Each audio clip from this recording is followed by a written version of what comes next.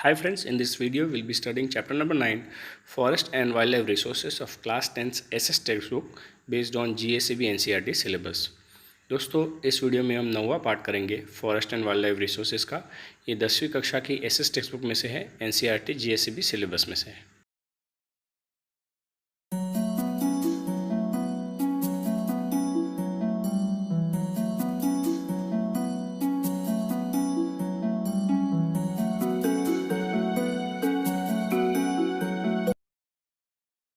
Friends, this is the fourth and the final part of this chapter. दोस्तों ये इस part का चौथा और आखिरी हिस्सा है। In the first part of this chapter we learn about types of forest, how there are differences between type of forest, whether it's centrally own, government own और प्राइवेट जूज एज वेल। दोस्तों इस chapter के पहले हिस्से में हमने forest के बारे में जानकारी ली, किस प्रकार के फॉरेस्ट होते हैं, अगर कोई प्राइवेट फॉरेस्ट है, जूज है, उसके बारे में देखा। And then we also learned about deforestation, how it is affecting and what are the causes of it and what are the remedies that we need to take care to prevent deforestation. दूसरे हिस्से में हमने देखा कि deforestation क्या है, जंगलीकरण क्या है, उसके वजह से क्या क्या परिणाम हो रहे हैं, उसका कारण क्या है और क्या क्या स्टेप्स लेने चाहिए डिफॉरेस्टेशन को स्टॉप करने के लिए। In the third part of the video, we tried to learn about species that are endangered and the few projects that are running on, like Project Tiger, Project Elephant and other species that are in danger. We also learned about the dolphins that are present in Ganga that are on extinct level. दोस्तों इस video के चौथे part में हमने देखा कि कैसे कुछ प्रजातियां खतरे के लेवल पर आ गई है, जैसे कि बाघ है, हाथी है, उसके और प्रोजेक्ट चल रहे हैं, प्रोजेक्ट क्रोकोडाइल भी देखा, और जैसे गंगा बेसिन में मौजूद डॉल्फिन्स भी कम होती जा रही है। अब हम आगे बढ़ने की शुरुआत करेंगे यहाँ से। Friends, before we continue with this chapter, I request you to please subscribe with our channel ज्ञान गुरुवाणी। दोस्तों इस पार्ट में आगे बढ़ने से पहले मेरा रिक्वेस्ट है आपसे कि आप हमारी चैनल ज्ञान गुरुवाणी के साथ सब्सक्राइब कीजिए। तो सब्सक्राइब करने के लिए मैं आपको 5 सेकंड देता हूँ, जल्दी से जल्दी सब्सक्राइब कीजिए, जल्दी चलो। 5 4 3 2 1 0। Thank you, thanks a lot दोस्तों। चलो आगे बढ़ते हैं पार्ट में। Sanctuaries, national parks and bio reserves. Sanctuaries, national parks and bioreserves are established for the protection of wildlife. जंगली जानवरों की ज़िंदगी को बचाने के लिए और वहाँ के जंगल के वातावरण को बचाने के लिए सेंचुरीज, नेशनल पार्क्स और बायो रिजर्व्स बनाए जाते हैं। All these three words sound like synonyms, but there is some difference. ये तीनों शब्द एक जैसे, उनके अर्थ भी एक जैसे लगते हैं, लेकिन इन दोनों में कुछ फ़र्क है। Let us be familiar with them. इनके बारे में थोड़ा जानकारी प्राप्त करते हैं। Sanctuary, human activities are permitted with in certain limit. Sanctuary में इंसानी आना जाना कुछ एरिया में परमिशन के साथ दिया जाता है। सेंचुरीज में domestic animals can be allowed to graze after due permission from the authorities. अगर आपको लोगों को उनके जानवर को वहाँ चारा खाने के लिए जाना है तो अथॉरिटीज़ का परमिशन लेने के बाद वो परमिशन दी जाती है। Wild life sanctuaries is established for the protection of some species. Wild life sanctuary कुछ प्रजातियों को बचाने के लिए बनाई जाती है। The sanctuary can be established by the government after certain process. सरकार के द्वारा ऐसी सेंचुरीज बनाई जाती है कुछ प्रोसेस के बाद। Periyar, Chandraprabha and Eturnagaram etcetera are famous sanctuaries. कुछ प्रसिद्ध सेंचुरीज के नाम यहाँ दिए गए हैं, जैसे Periyar, Chandraprabha and Eturnagaram. National parks, compare to sanctuary this is more protected zone. National park अगर इसकी तुलना सेंचुरी से करें, ये ज़्यादा प्रोटेक्टेड एरिया होता है। More than one ecosystem included here, एक से ज़्यादा इकोसिस्टम यहाँ मौजूद होता है। There is a complete ban on animal grazing. Animal grazing यहाँ अलाउ नहीं करते हैं, मतलब किसी को अपने जानवरों को वहाँ चारा खाने के लिए परमिशन चाहिए तो वहाँ बिल्कुल नहीं दिया जाता है। It is not centered around one species as it is in a sanctuary. Sanctuary की तरह वहाँ एक प्रजाति पर सेंटर्ड नहीं होता है, अलग अलग प्रजातियाँ किसी भी नेशनल पार्क में रहती हैं। It is established through a coordination of state and central government. State और सेंट्रल गवर्नमेंट के कोऑर्डिनेशन के द्वारा इसको एस्टैब्लिश किया जाता है, इसकी स्थापना होती है। Kaziranga, Corbett, Velavadar, marine national park, Gir, Dachigam etcetera are important national parks. कुछ प्रसिद्ध और महत्व के इम्पोर्टेंट नेशनल पार्क्स के नाम यहाँ हैं, जैसे काजीरंगा नेशनल पार्क है, कॉर्बेट है जिसको जिम कॉर्बेट नेशनल पार्क कहते हैं, वेलावडर है, मरीन नेशनल पार्क है, गिर है, दाचीगम है, एक्सेट्रा। इसके अलावा भी और बहुत सारे नेशनल पार्क्स है दोस्तों। There are lot many other national parks in India that have not been mentioned over here. Bioreserves, it is formed according to international norms. Bioreserves ये अंतर्राष्ट्रीय नीति नियमों के आधार पर बनाए जाते हैं। The purpose is to protect the physical and cultural diversity of any region। इसका कारण ये होता है कि वहाँ की फिजिकल और कल्चरल डाइवर्सिटी को बचाने के लिए और उसको प्रोटेक्ट करने के लिए उस एरिया को ये बनाए जाते हैं। Besides the vegetation, insects and land of that area, the lifestyle of the people living there is also protected। वहाँ के वेजिटेशन के अलावा इंसेक्ट्स और वहाँ के एरिया को और वहाँ के लोग भी जो उस एरिया में वहाँ रहते हैं उनको भी संग्रहण, उनका भी सुरक्षा के बंदोबस्त किए जाते हैं। Special arrangements are created for research and training about bio reserves. Bio reserves में रिसर्च और ट्रेनिंग के लिए स्पेशल अरेंजमेंट्स किए जाते हैं। In such proclaimed area all external human movements are totally restricted. ऐसे प्रोक्लेम्ड एरिया में किसी भी इंसानी आवागमन को एकदम पाबंदी होती है, रिस्ट्रिक्शंस कम्प्लीटली होते हैं वहाँ पर। The average area of such zone is larger than 5000 square kilometres. Average अगर हम देखें तो ऐसे बायो रिजर्व्स का एरिया का अगर होता है तो 5000 किलोमीटर के आसपास से भी ज़्यादा होता है। Nilgiri, gulf of Mannar, great Nicobar, Sundarban, Pachmarhi etcetera consider to be important bio reserves of the nation. हमारे देश में कुछ महत्व के बायो रिजर्व्स है जिसमें कि कुछ नाम यहाँ दिए गए हैं, जैसे कि नीलगिरी है, gulf of Mannar, greater Nicobar, Sundarban और पंचमढ़ी। ऐसे बहुत सारे और भी बायो रिजर्व्स हैं जिनके नाम यहाँ मेंशन नहीं गए हैं।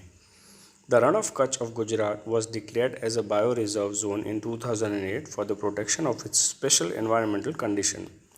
गुजरात का जो रण ऑफ कच्छ है वहाँ के एरिया को बायो रिजर्व 2008 में डिक्लेयर किया गया था, उसके तो आजू बाजू के एरिया को प्रोटेक्ट करने के लिए, उसको संग्रह करने के लिए।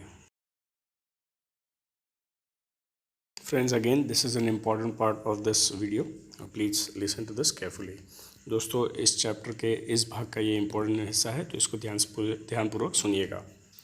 Development process is inevitable. जो डेवलपमेंट होता है उसको हम रोक नहीं सकते, इसलिए उसको इनएविटेबल कहा गया है। But along with it, it is necessary that we keep in mind its ill effects on the entire life system while planning it. लेकिन इसके साथ साथ उसके विपरीत परिणाम क्या आ सकते हैं उसको भी ध्यान में रखना ज़रूरी है जब हम इसके लाइफ सिस्टम की प्लानिंग करते हैं। Whenever one species is completely destroyed or is in danger, the result of the disturbance in the food chain are far-reaching। जब भी कोई प्रजाति खतरे के लेवल पे आ जाती है या लुप्त हो जाती है तो उसके परिणाम फूड चेन पर भी होते हैं और वो भी काफ़ी दूर तक रहते हैं। In food chain every insect has a specific role. Food chain में हर इंसेक्ट का एक स्पेसिफिक रोल होता है। If a life is lost the entire structure experiences disturbance. अगर किसी स्पीसी की जान जाती है तो जो पूरा स्ट्रक्चर बना होता है उसमें डिस्टर्बेंस आ जाता है। If one species is removed the natural system breaks down in long run. अगर एक प्रजाति को उस सिस्टम में से निकाल देते हैं तो जो नेचुरल सिस्टम होता है वो लंबे दौर में वो ब्रेक डाउन हो जाता है, वो टूट जाता है वहाँ पर। These effects reach man very late, hence we are not aware of it. ऐसे परिणाम इंसान तक पहुंचने में बहुत टाइम लग जाता है, देरी हो जाती है, इसलिए हम उसके बारे में जानकारी नहीं रखते हैं या उसके बारे में उस समय पर हमको जानकारी नहीं मिलती है। Those environmental dangers which we are following are the result of careless development before decades. वातावरण के जो डेंजर्स है जो आज हम देख रहे हैं वो दशकों पहले के डेवलपमेंट के असर है, उसके कारण है, और वो हमारे ही केयरलेसनेस के वजह से, हमारे ही बेदरकारी की वजह से हुए हैं। वैसा बोल सकते हैं, हमारे नहीं, हमारे पूर्वजों की वजह से, लेकिन इंसान उसका हिस्सा है। If you have a plan development there will not be any problem. अगर हम डेवलपमेंट को प्लानिंग के साथ करेंगे, उसको प्लान रखेंगे तो कभी भी कोई भी प्रॉब्लम नहीं आएगा। Friendly approach with the environment is the need of the present day. वातावरण के साथ दोस्ताना स्वभाव, दोस्ताना बर्ताव रखना आज के दिन की सबसे बड़ी ज़रूरत है। Henna taro. This animal lives in an arid or semi-arid region having alkaline forest and grasslands, desert or semi-desert area. हेरिथ्रोन ये जानवर सेमी एरिड या एरिड एरिया में पाया जाता है। ये अल्कालाइन फॉरेस्ट में, ग्रासलैंड्स में या सेमी डेजर्ट या डेजर्ट एरिया में पाए जाते हैं। It lives in the greater and smaller run of Kutch of Gujarat, Banni and Narayan Sarovar sanctuaries. Greater और स्मॉलर रन ऑफ कच्छ जो गुजरात का है, बानी और नारायण सरोवर एरिया में ये पाया जाता है, वहाँ की सेंचुरीज में पाया जाता है। It can be identified as a slightly taller than fox having flashy round mouth and high ears. अगर उसको आपको पहचानना है तो ये लोमड़ी जो होती है फॉक्स, उससे थोड़ी हाइट में बड़ा होता है, उसका मुंह गोल और फ्लैश भरा हुआ होता है, भरावदार होता है, और उसके कान ऊपर की तरफ होते हैं, हाई होते हैं। It hunts smaller birds and animals, छोटे छोटे जानवरों का और पक्षियों का ये शिकार करता है। Its existence can be known by it's footprints. इसका अस्तित्व अगर आपको जानना है तो उसके पग चिन्ह के द्वारा इसका एग्जिस्टेंस की पता चलता है। Dugong, this is an aquatic animal. Dugong ये एक प्राणी का पानी में रहने वाला जीव है। It is seen in a very small numbers along the western sea coast of India. Bharat के पश्चिमी सी कोस्ट में काफ़ी कम नंबर में ये पाए जाते हैं। It is also found around the sea coast of East Africa, South East Asia sea coast and the northern sea coast of Australia. उसके अलावा East Africa, South East Asia और नॉर्दर्न सी कोस्ट जो है Australia का, वहाँ भी ये प्रजाति पाई जाती है। Sea grass and vegetation is the main food, but occasionally it also Yeats aquatic animals. समुद्र में पाए जाने वाला घास और वेजिटेशन उसका मुख्य आहार है, लेकिन कभी कभार ये पानी में मौजूद जानवरों को भी खा जाता है। It is widely hunted for its meat and fat. ज़्यादातर इसका शिकार उसके मांस और उसके फैट के लिए हो जाता है। Earlier this dugong was found frequently along Gujarat coast, specially along Saurashtra coast, but today it is rarely seen along Gujarat coast. शुरू में ज़्यादातर गुजरात कोस्ट में और सौराष्ट्र कोस्ट में पाया जाता था, लेकिन आज गुजरात के कोस्ट में बहुत कम नंबर में या बहुत कम ओकेजन्स में ये पाया जाता है। Friends, now you've been in 10th standard since a long time and you've studied a lot of chapters of SS and other subjects all your life. This chapter of SS is one of the important chapters that I'd request you to keep in mind all your life, because there are very few selective chapters that give us information that is related to us that can be useful all throughout our life. दोस्तों, आप 10वीं कक्षा में हो, बहुत सारे subjects के बहुत सारे चैप्टर्स आपने पढ़े हैं। ये वो चैप्टर है जिसकी जानकारी मैं आपसे रिक्वेस्ट करूंगा कि आप ज़िंदगी भर इसकी जानकारी आपके जहन में रखें और कैसे आपके जीवन में इसका उपयोग कर सकें, इसको भी आप दिमाग में रखिएगा। ये हमारी ज़िंदगी भर के लिए हमको काम आए वैसा है, और आप आपके आने वाले पीढ़ी को भी बता सकते हैं। Friends, this is a chapter that you might want to learn for your whole life and you can keep it as an information to share with your generations coming ahead. Friends, इस chapter का चौथा और आखिरी हिस्सा यहाँ ख़त्म होता है। अगर आपको कुछ डाउट है तो ये वीडियो फिर से प्ले कीजिएगा। Friends, the fourth and final part of this chapter finishes over here. If you have any doubt, please revisit the video again. This is Kanhaiya Patel. Have a nice day. Bye. जय स्वामीनारायण।